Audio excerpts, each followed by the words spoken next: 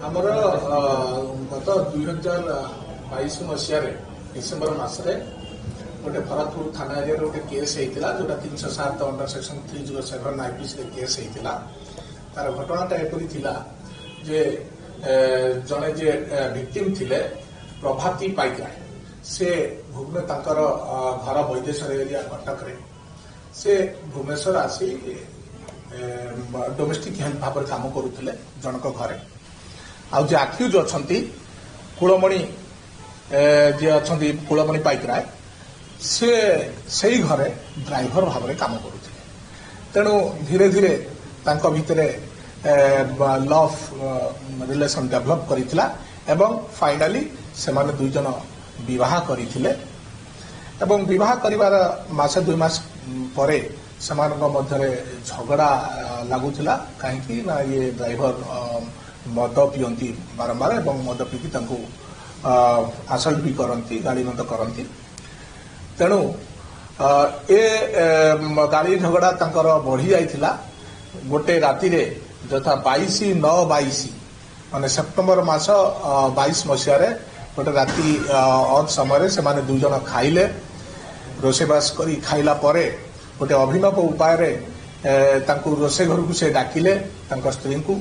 डाकी immediately gas टांकी खोली दे दियासिल मार देथिले तो फल रे दियासिल मारी संगे संग से घर दौड़ी पळैथिले कबाट दे दी तो तांकर स्त्री से जो निया लागिथिला बहु मात्रा रे से जली पड़ी जाइथिले एवं पार्टी मते बंचाओ बंचाओ बोली पार्टी करिवारु पड़ोसी माने तांको उद्धार करिथिले इमिडिएटली एवं एम्बुलेंस रे तांको सम हॉस्पिटल पठाइथिले जा हो प्राय मासे 1.5 मास चिकित्सा परे प्लास्टिक सर्जरी भी हैला तांकर से बंची गले मोरु मोरु बंची जाइथिले एवं सेबेठारु तांकर स्वामी जे आक्यूज अछंती कुलमणि पाइकराय जहाँ घर नयागढ़ से आब्सकॉन्ड हो जाइथिले ना तांकर गाँव रे रहउथिले ना कोनोसी जगह रहउथिले किंतु भरतपुर पुलिस किछि सोर्स एंगेज करिथिले एवं गतकाली तांकर सोर्स खबर देइथिले एवं से बाहर ओडिशा बाहर रहउथिले एवं हासिथिले काली एवं तांको भरतपुर थाना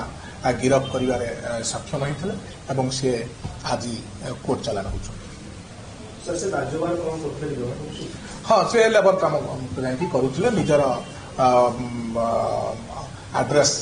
चेंज करके हुलिया चेंज करके बाहर जाई लेबर इत्यादि काम करुले महिला एवं ठीक ठाक अच्छा जहाँ